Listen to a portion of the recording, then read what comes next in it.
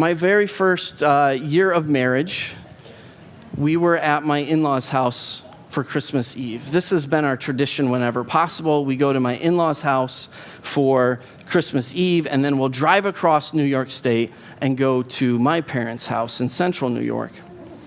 Well, this first time we're ever doing this, we get in the car, we're driving, we've got to get gas, so we get off the highway. As we're about to get back on the highway after filling up, the transmission light comes on our vehicle, and the car stalls.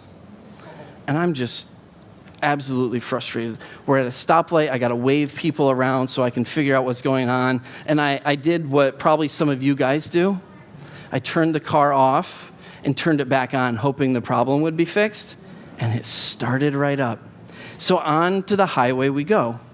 Now, as the car has stalled, I start praying. But it wasn't to God.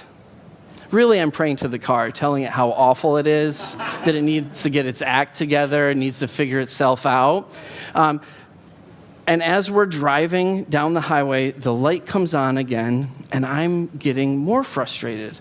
I want to get rid of this car. I want to drive it into a dumpster and light it on fire and be done with it. I'm sick of this car. But, I obviously have to get to our destination. Well, so we're driving, and then all of a sudden, every light on the dashboard lights up. It's making all sorts of noise, and wouldn't you know, as we pulled over, smoke starts billowing out of the hood of the car. It was on fire. And I've watched a lot of action movies, so I know that when a car is on fire, it's about to explode. So I tell Anna to get out of the car, and we are running away from this car as fast as we can, because any second now, it's going to explode, and I know that the explosion is going to blow us forward. We're going to have to do some sort of somersault to save our lives or something like that. And so we're running, and I see this car driving past us, and he pulls over behind us, and he's getting closer and closer to our car. So now I got to save this guy, because he's going towards the car that's about to explode. Well, he pops out of the vehicle. He goes, "You've got 3 minutes to get everything out of your car." Thankfully, this guy is a volunteer firefighter, and he knows exactly how much time we have to get everything out of our car, and that it's not going to actually explode, because that only happens in the movies. Somebody going on the other side of the highway had seen what was going on and called 911, so the fire department showed up very quickly. The car was a total loss, but we were able to get everything out of it.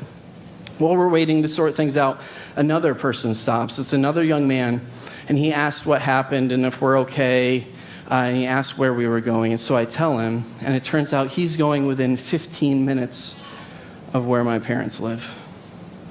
God has set up this miraculous rescue plan for us. And so now my prayers have turned from cursing the car, which I didn't think was actually going to listen to me, to praising God for his rescue of us.